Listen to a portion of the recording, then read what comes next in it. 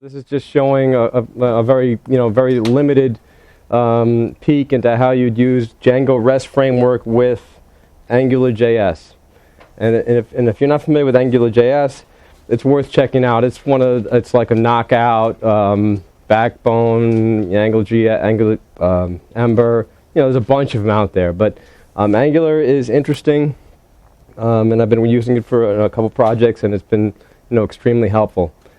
So if you haven't checked it out, it's definitely worth checking out. A big problem with the Angular is that the examples are all too trivial. So it doesn't tell you how to do what you want to do. It tells you that it's cool and tells you that it's magical, but all the examples are very, very, very poor. All right, the documentation is relatively good, but it has a lot of scary words in it, like transcludes and scopes and crazy genius Google stuff, right? So, but it is actually relatively easy once you get past that. And they're addressing the documentation issues. So, if you've been frustrated with that, I think everybody has. But anyway, that's the website for Angular. I'm going to make the world's most boring shopping list. Right now, this is that's what's going on. There's a Django Rest API built into that's already been set up, and Django Rest framework, for those that don't know, there's two major frameworks, right? There's Tasty Pie and there's Django Rest. I've used both. I'm using Django Rest more often. It's extremely active. A lot of people contributing to it. And it has the nice user interface that comes for free when you build your API. You can add items. So this is a category name and whether it's important. So I can add an item to shop for right here, right through the API browser. It just comes for free. So how do you? We'll go look how you get that functionality. So basically, you have a model, right? So an item to buy, and everybody here hopefully has done Django models. It's very, very, very simple, right? So to hook this up to the REST framework, we just define a serializer. The serializer is just a fancy way of getting this to JSON or XML or what have you. And it follows, the REST framework follows the same pattern as the Django framework follows. So basically, just type the model name, put some fields that you want to serialize, and you're off to the races. This ordering is wrong. That's a typo. I did this on the train on the way here. Doesn't hurt it though. Still works. All right, so that's the model part, and then there's a view part. Okay, so we got a couple views here. We have a very, very simple application going on. The top is basically the index page, so you can pretty much ignore that. But right here and here, item list and item detail are all that you need to do to have a REST API for that model. All right, you can do a lot more, but this is all you really need to do basic stuff like add, delete, list, filter, and things like that. You just specify the model and specify the serializer class, and you're off to the races. So we'll look at the matching URLs, so you know how that works. So this is the URL. That's the home. That's the the top page, the boring shopping list page. And then there's two, this is an individual item right here, and this is an item list. So that's going to be the ID of the item, and that's all items. You can get fancier than this. This is just very basic. All right, so now, so we have the REST API, and we have Django set up and running, all right, but we don't really have, much excitement. All right, we have an empty shopping list, no way to add items except unless we go to the API view, which we're not supposed to know about. That's for developers, right? So if we look at the index page, the template, there's not much going on here yet. The shopping list doesn't have any functionality built in. All right, so what we're going to do is we're going to step through this step by step and start hooking up Angular.js, just so you guys can see how that goes.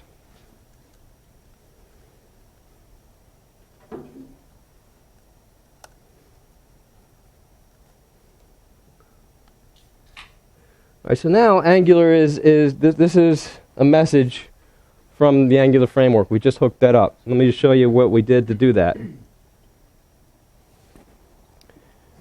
We added this JavaScript. You can go to a CDN for that, or right now it's actually loaded on this laptop. But you just need one JavaScript library, right? You don't need jQuery, you don't need anything else. You just need this. And as far as the frameworks go, it's pretty small if that matters to you, right? A couple other things that apps leave out, that the demos leave out. We're going to call our application shopping.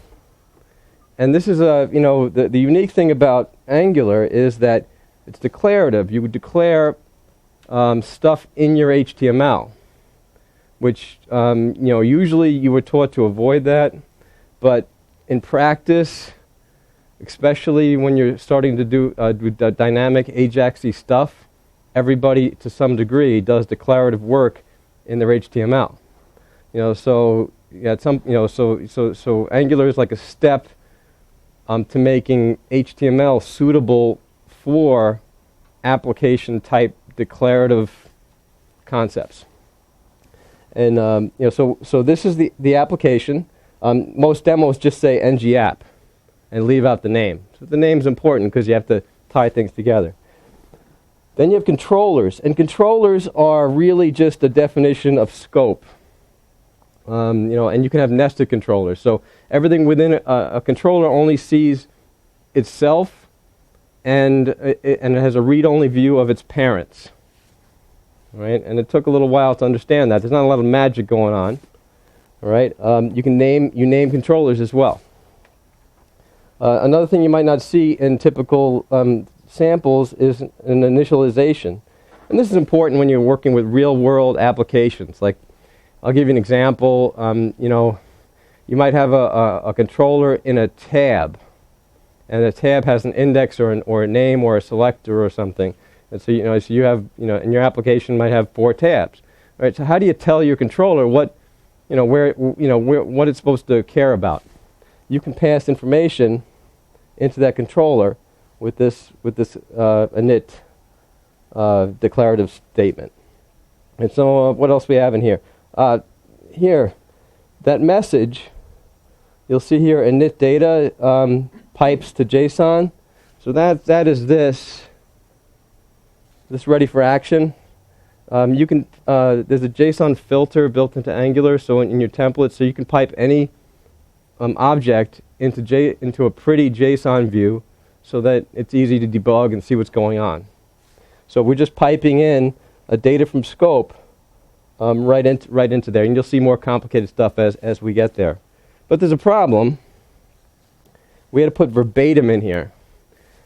And verbatim is a new tag for Django 1.5, I think. And the reason we put that in there is because the default templating braces conflict with Django. I'm going to show you how to fix that. Let's look at the JavaScript file. Okay, so this is this is just the start of the demos usually skip the JavaScript file because you don't have to have one, but we're naming things so we can actually do something. So here's shopping. So here's our shopping container. So this shopping is like the application, and then everything gets defined within shopping, so it doesn't pollute the namespace. So we have our shopping application, and we have our list controller, and in here we have that this is what gets called by ng-init, and all it does is copy the data that got passed into scope. And scope is just this controller's local variable space, really. All right, so let's make this do something a little bit more interesting.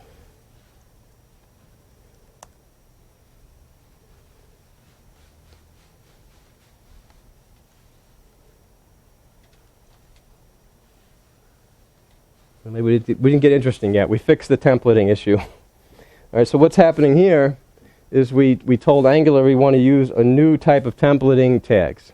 So we did brace, bracket, brace instead of brace, brace. All right. So if we look at our HTML, you'll see that we changed that around. So that's because nobody wants to use that verbatim tag all over the place. So you can mix the tags, and it gets pretty powerful. You're going to find that you're going to want to use Django to do certain things to your templates dynamically, or put certain things in there, but also use Angular templates as well. You're going to use both in concert. It sounds scary, but it helps. You can do some very interesting things that way.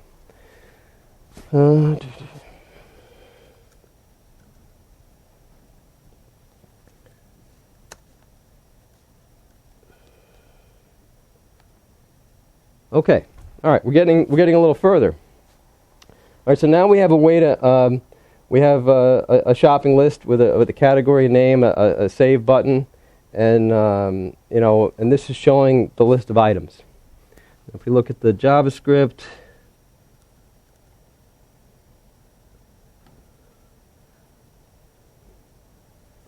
okay, we have a way to load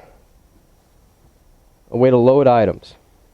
So what we're doing here is we're defining a function in scope called load items, and this function is assigning a promise to call our API to this variable.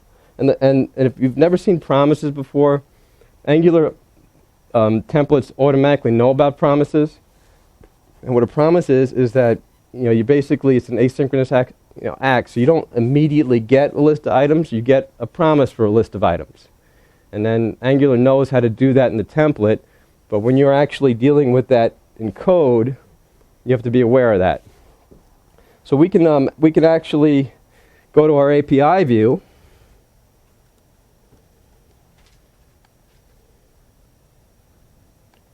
put a category in,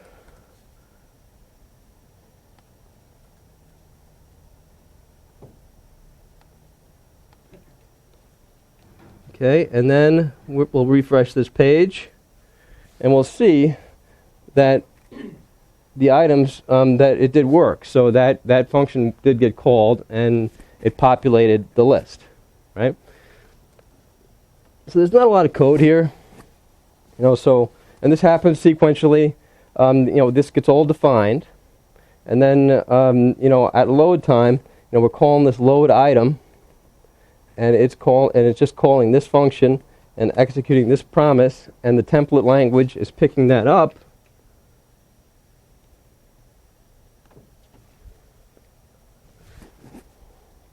Picking that up here. So ngrepeat, which is, I don't even know what ng means, but whatever. That's like just convention for Angular. Yeah, so everything starts with ng, all this stuff, and there's a zillion ways to do it.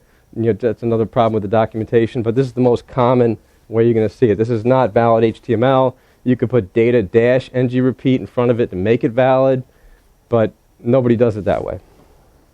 So item in items. So what's going on here is items is that variable in scope, and ngrepeat is iterating over those items right in your template, and then we can't fit the screen, but you get the idea. Item.category is the category, and item.name is the name, and that matches what's going on our Django model. Right? So that's, and if you look over here, you'll see that we have a couple other things defined: ng model, and for category and name, and we have a save item. So let's go look at that and see what's going on.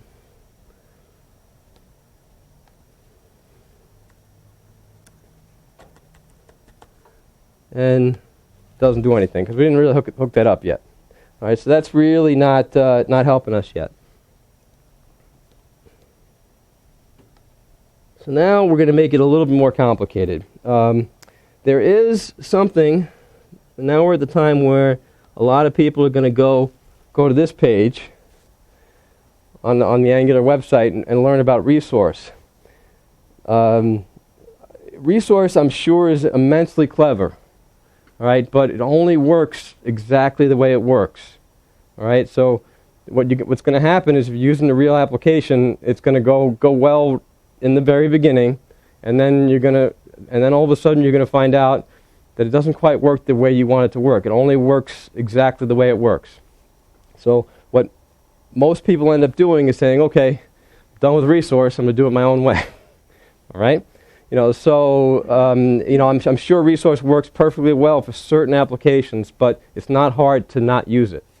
So what you end up using instead is this, and that's like jQuery Ajax. It's like almost identical to the Ajax call for jQuery. It's very easy to use, very similar. So it won't be scary for anybody here. So now I'm going to show you that. I think this is the last step in the presentation in case you're falling asleep. Okay.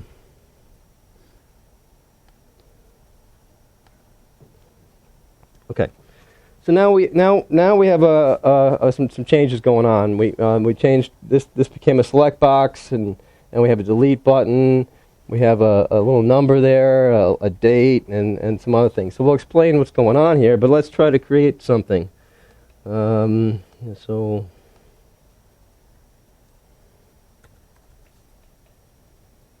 you can see, as I was typing here, you can see it coming up right here. That's because this is tied directly. It's two-way bound to the scope, right? So so basically, whatever you type there, is immediately registering in scope.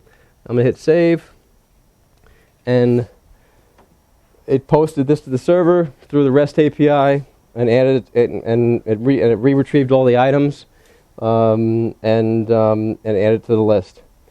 These numbers are actually part of scope as well, and ngrepeat, we saw that before, actually puts a couple things into scope. It puts your index, it puts whether you're the first item, whether you're the last item, and probably some other interesting things as well. But it puts things into scope so that you could leverage it in your template. So if you want your first item to be blue and your last item to be red, you could do that without any coding. Right? And the nice thing about Angular, you can get away without coding for a lot of stuff. So let's just delete this to prove we can. All right, and then we'll and if we want to look at what's going on here, let's okay,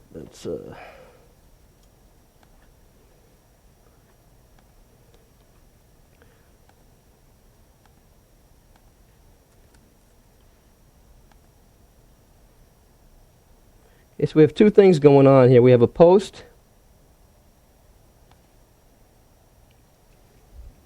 All right, so what that and that post is posting this information. This is the information it's getting back from the REST API, the Django Rest API. It's getting back basically a picture of that model. The category, timestamp, an ID, and the other fields that we have defined in that model. And that's identical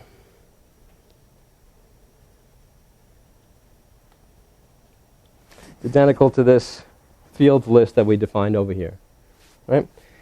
Now, as far as the JavaScript goes, there's now it's starting to get a little bit more complicated. Okay, we'll go through this from the beginning. All right, so this stuff we've covered already, but now we're adding a service, and I'm just being clever and calling it model utilities, right? Right, there's this scary looking handle error thing. Let's just show you what that is real quick. So that's basically if we hit save,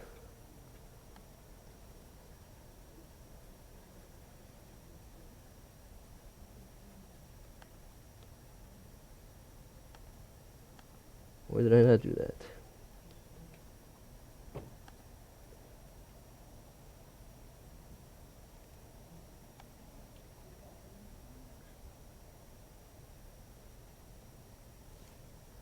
typo.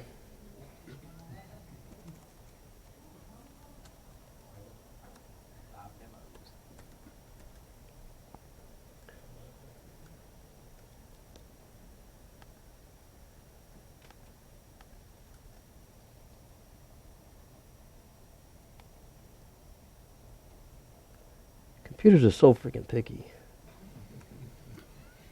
You didn't code this on the bus, did you? I did on the train.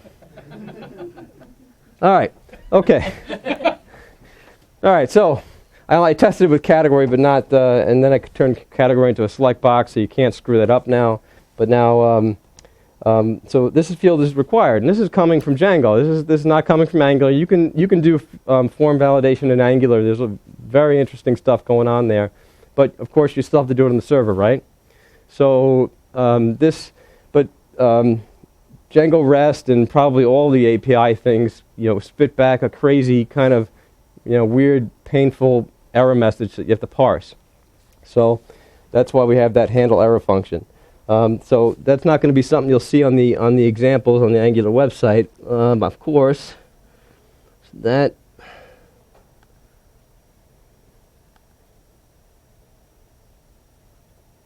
All right, so what's going on here in this handle error function is way too much for this demo. All right, but basically, error destination is a Java object, and if it's a name, if it's like name or category, we're setting a property of error destination to that error message. If it's not, if it's a 500 or 401, all right, we're setting a form property of error destination to a message. So it's a little cumbersome, but basically that's how you get the right error to the right field. And if it's not, doesn't apply to a field, it applies to the whole form, and it just shows up in the scope, and you can display it right on your form. Okay. Right, so modelutil is basically what Angular would call a service, which is basically a direct dependency injected singleton. It's just in this case, it's a set of functions that you could use to deal with Django REST models. And in a real application, you'd probably do this in a much more elaborate fashion. You might be getting into JavaScript inheritance and other crazy stuff, which I won't get into here. But it's this simple stuff going on. You get a URL. In our case, API/item. An ID. So that's how you get. So that's pretty straightforward. All right, and then save. We'll skip create for a second. Save is very similar. What it does is it checks if there's an ID defined. If there is an ID, all right, it does a put. If there is not an ID, it basically calls create, which does a post. All right. So there's not. This is not super complicated, but this is the equivalent of what $resource does. That we told you probably don't want to use, because once you reach your end of the rope, you reach the end of the rope. So this is so what's going on here is it's returning the promise, and eventually it is taking the response from the server and sticking it into the object. So whatever an object, all an object is a hash table in JavaScript, right? So we have create, save, and delete.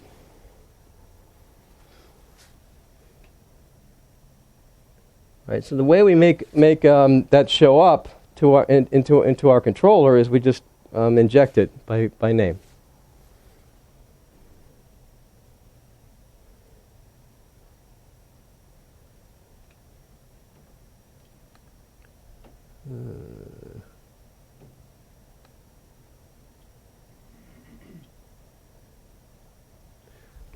Right, so to call that function, now it starts looking simple again.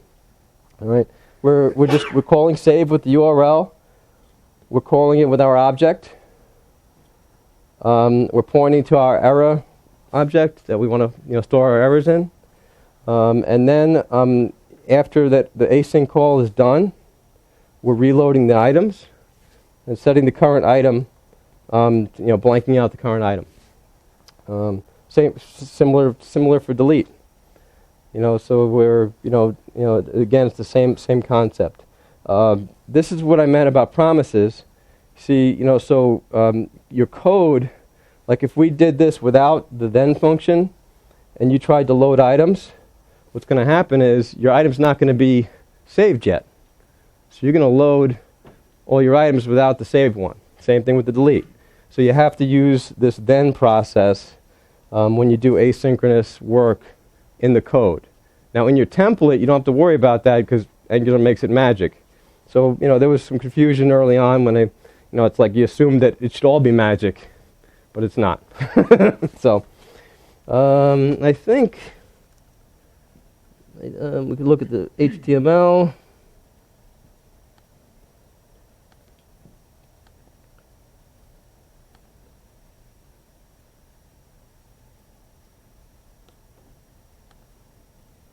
So now it's getting a little bit more complicated.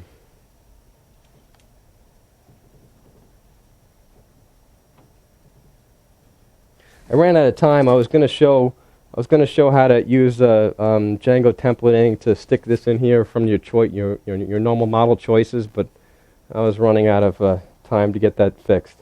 So I just stuck it. I cheated and I stuck this right in. So what this is basically a JavaScript array, right in your template.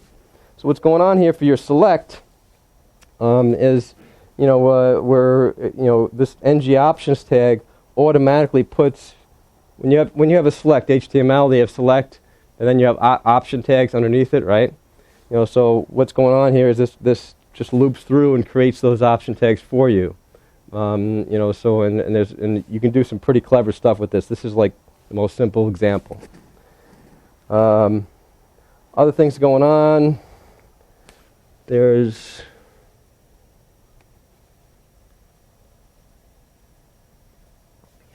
up here we pointed out this $ index. This is automatically put in there by this ngrepeat. We talked about that. The date, item created on date. So the date does not look like this. All right, when it comes from the server, it looks like an ISO timestamp, right? It's not very presentable. So there's a built-in Django. Angular comes with a bunch of clever filters and little extras, so you don't have to roll your own.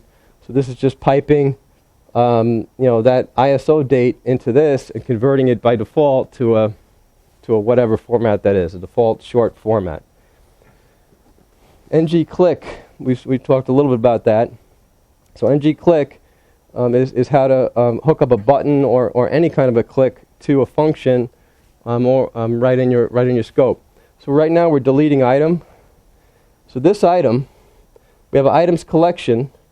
ngrepeat knows which item is in the list, and it passes that item to the delete item. So it makes it very, very easy to do an operation on the correct item. You don't have to put like a data-id tag in there or parse out attributes from an element. It's like if you just do a traditional JavaScript, you're going to do a click, and then you have your event, and then you can parse out or do a data thing to figure out what ID it was. So because it's declarative, you don't have to do any of that stuff. It just knows it's that object, and that's just a JavaScript object.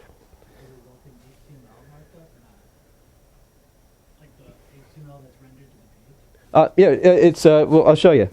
It's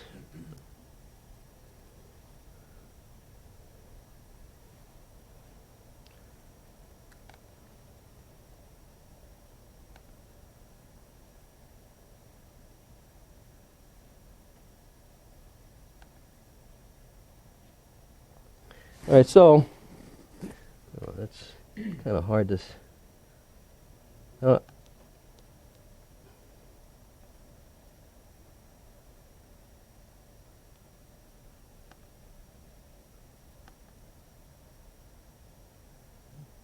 Okay, so it's a little hard to see probably when you're in the back, but so the HTML is being generated on the fly and stuck in and managed for you. All right, but you'll see that there's certain things going on that are Angular specific. Like this pristine and ng valid means that this is valid as far as it's a valid value as far as Angular is concerned. We're not really using Angular form validation, but that's part of that. You'll see that there's a scope and binding, which are internal Angular things.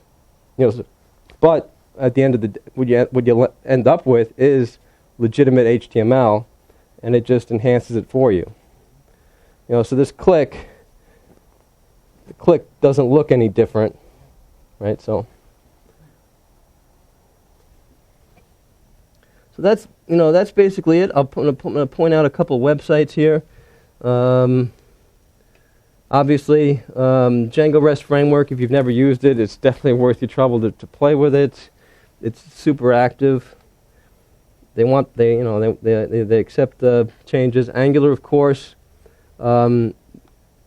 This guy, I can't get the. All right, so this guy does articles on Angular. I mean, must have a lot of time on his hands because there's pretty elaborate stuff here. But I think Google hired him to redo the documentation on the main site. So anyway, that you can learn a lot. This is probably pretty interesting resource. And this is a bunch of very short to the point videos for more advanced kind of Angular concepts. So I only barely touched the surface, right? So of what you can do here. So there's so much more. All right. So but once you start getting into the more complicated stuff, especially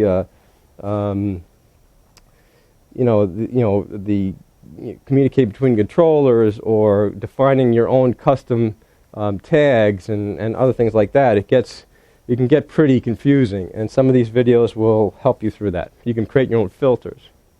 Yeah. I haven't checked out Angular much.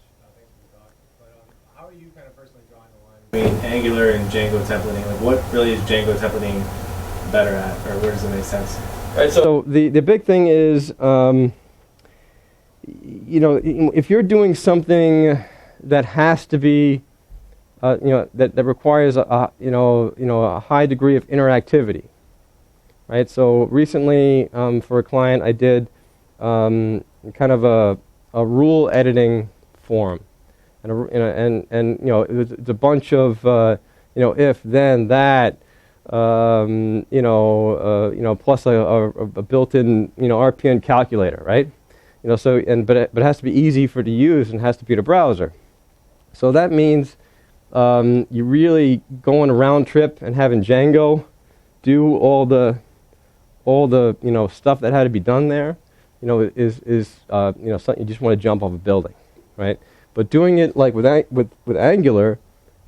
Turned into a complicated project into something that was done in, 5-6 hours, right? You can clone objects, you can move objects up and down, you can drag and drop, you can do everything you want to do, but without kind of icky, kind of selectors and jQuery stuff everywhere, So you can just do it. You define, but what you end up doing is you define kind of your user interface in HTML. And, we've been all taught that that's bad, but you end up doing that anyway.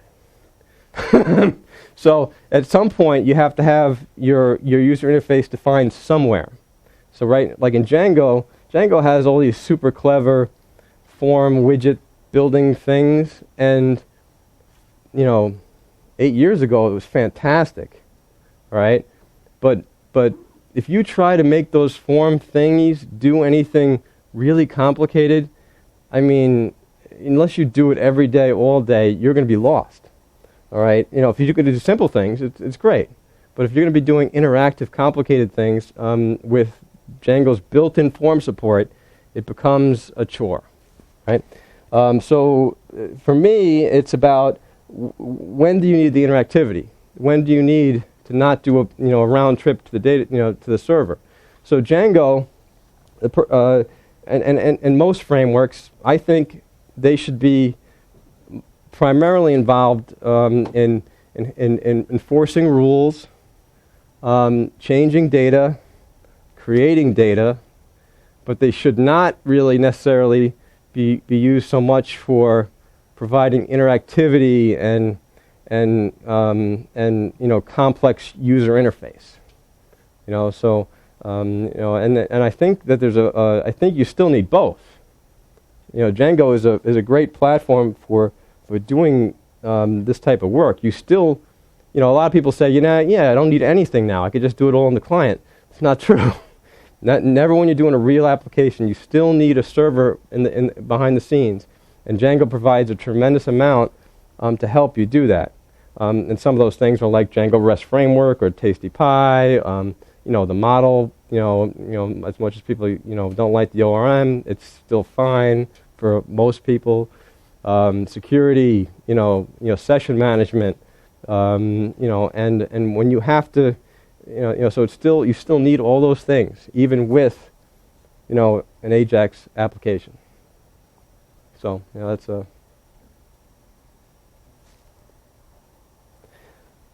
question. So for Django Rest, what kind of features does it have to support? Say you want to build an external facing API. Tastify has like account provisioning and generates tokens automatically and it's throttling.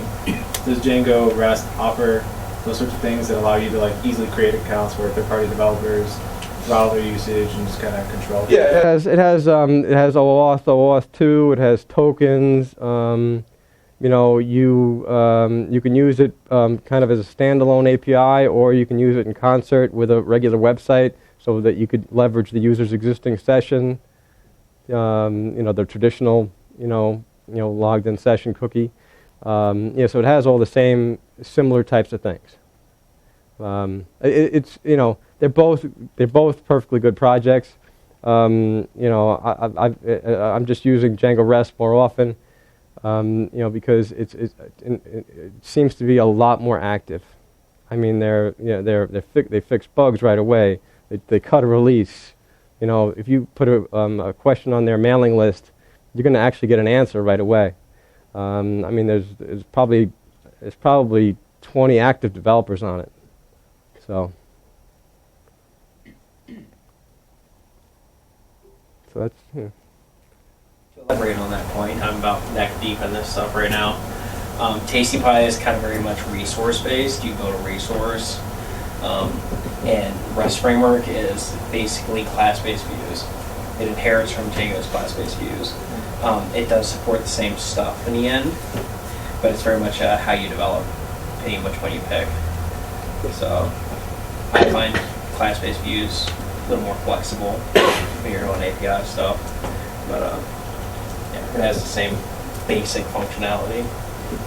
Right. Where does jQuery and Angular cross paths, or do you use one in place of the other? Or do you use your example? You don't use jQuery at all. You can still. You have to be careful. That's where it gets to a little bit of a gray area. So Angular includes a built-in version, kind of they call it JQ Lite or something. So you can still do element stuff and selectors and things like that without jQuery. It's built in. But a lot of people are going to just use jQuery and Angular, and it's designed to work okay. What you don't want to do is manipulate the DOM from within your controller. They kind of frown on that because it becomes, kind of spaghetti-ish. So it kind of because that means from your controller, which is supposed to be clean and not see anything and touch anything it doesn't know about. What you can throw in a bunch of jQuery stuff in there and do whatever you want. Nothing's stopping you, but it's kind of frowned upon. There's other approaches. You wrap things up in services, just like I did modelutils. You might have a different service that manages your tabs for you. There's a project called Angular UI.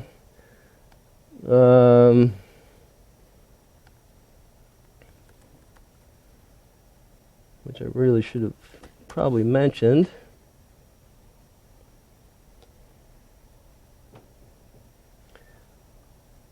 All right, let me change the site, but all right. So they have a bunch of add-ons, and these guys are doing it. All right, so they just broke the site, but that's okay.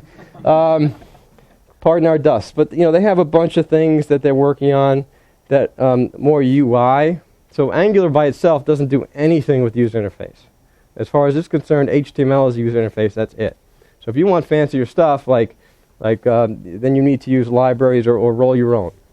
So there's a bunch of stuff here. There's modules, Bootstrap. So this uses Bootstrap styles, but no Bootstrap JavaScript. So if you want fancy dialogues or buttons or tabs or accordions or whatever, you leverage a library like this, right? Instead of going to Bootstrap native or jQuery whatever, you would do this.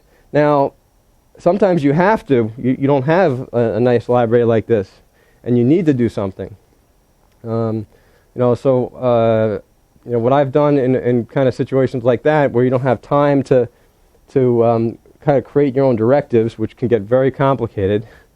That's what these guys are doing because they love this stuff, which is great. But if you don't have time for that, what you do is use like pub sub, if you've heard of that. All right, so that's basically a JavaScript publish subscribe message queue, and it works universally with from whether it's jQuery or Angular or whatever, and you publish a message and subscribe to messages, and you can hook anything to anything without kind of locking them together. And that works really quite well when you don't have some kind of a native tool to work with. If you search JavaScript pub sub, you'll find it.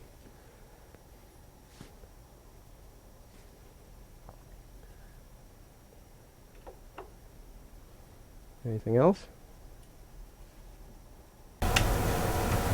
Thanks, George.